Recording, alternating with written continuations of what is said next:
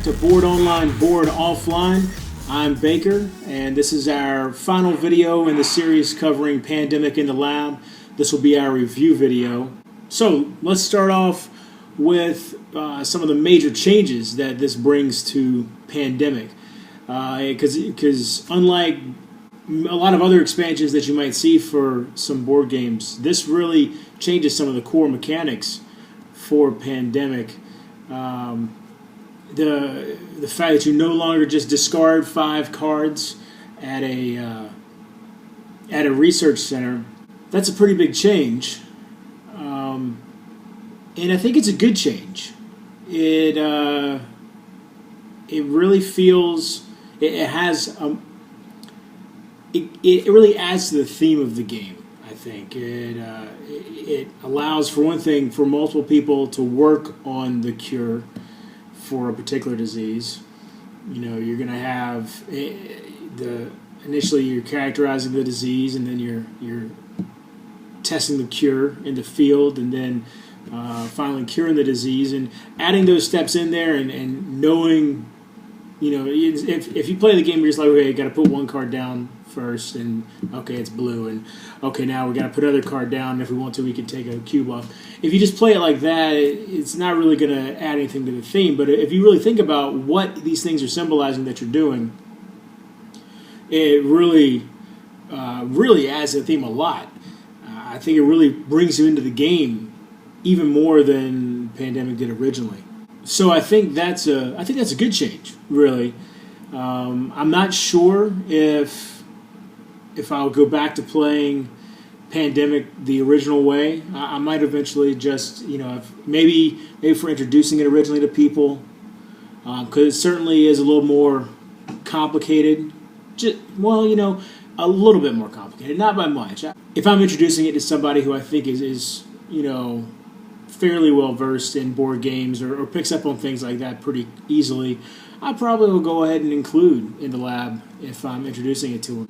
I think it's really, really cool now that you can have as many as 3 different people contribute to the same cure, whereas before, the most you could do to contribute if you weren't the one actually playing the 5 cards was, you know, finding a way to give one of your cards to the person that was going to actually do the cure. And now that's not the case. There's, you know, each person can actually have an active role in finding the cure. As far as difficulty goes for the game, I'd have to say it does increase the difficulty some, but not necessarily as much as you think, because while you now can only be working on a maximum of 2 cures at a time, whereas before you could be actively working towards all 4 of them,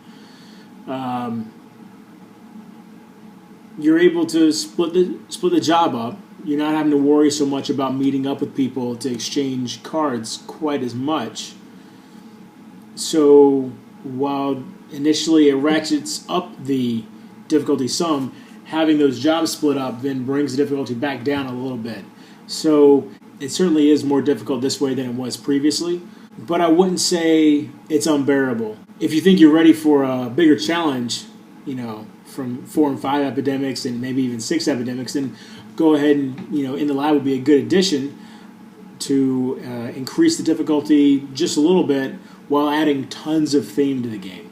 I will say, with 6 epidemics, it is very difficult on this within the lab.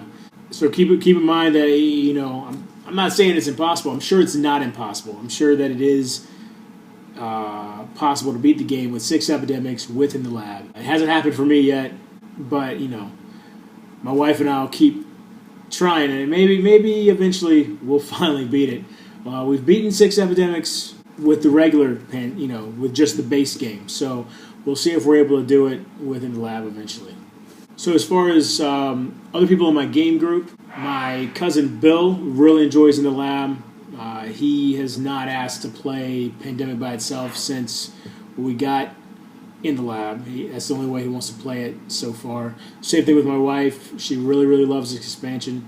And to be perfectly honest, she's a little bit of a hard sell on expansions. She is more of a get the base game and play that type of person. So the the fact that she really enjoys in the lab is saying something. I have not played solo mode or the team modes, and it just doesn't appeal to me. Like I said, I did try playing Pandemic solo, the base game. The only thing that really, the only difference really here is that you get this CDC card that essentially acts as kind of half of another player. It adds an extra action and it holds on to some cards for you, and there's some. That's basically what it is it's like having a half of another player with you. So other than that, there's not a whole lot of extra changes. The rules are there. Maybe it's something that appeals to you.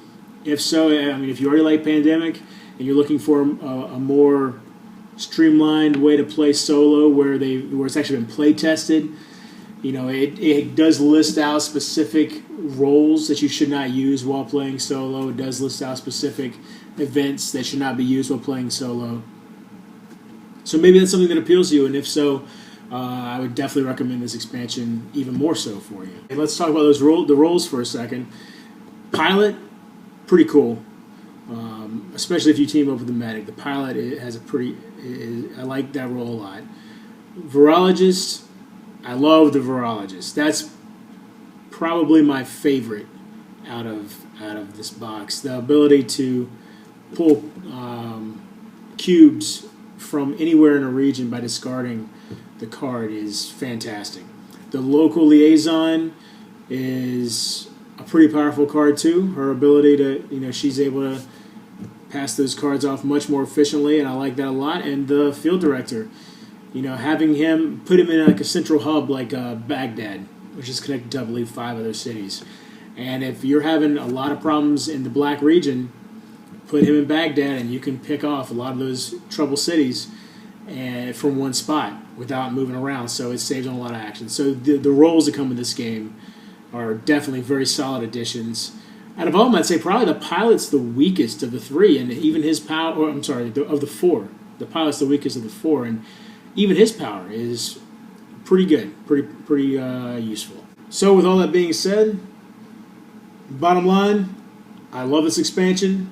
It has added a great deal to Pandemic, a great deal of replayability. I've played tons of Pandemic at this point, and the base game itself was still very, very valid for me. It was definitely something I still enjoyed playing a lot, but perhaps it slowed down a little bit just because of the sheer amount that I'd played it recently. And now with the lab, it almost feels like a brand new game because of this whole new mechanic, a whole new almost side game that's going on here. I just love this expansion. Can't recommend it enough. If you love Pandemic and you're looking for a little something extra or a lot something extra, because really this is more than just some new roles. So again, can't recommend this enough. Go out and take a look. So where does this fall on my top 2 list of board games of all time? Well, if you look right here, you can see that I've got Pandemic in the lab at the top, and number 2 is Rampage. So where will this list evolve as we go forward? Only time will tell. And remember, if you're bored online, bored offline.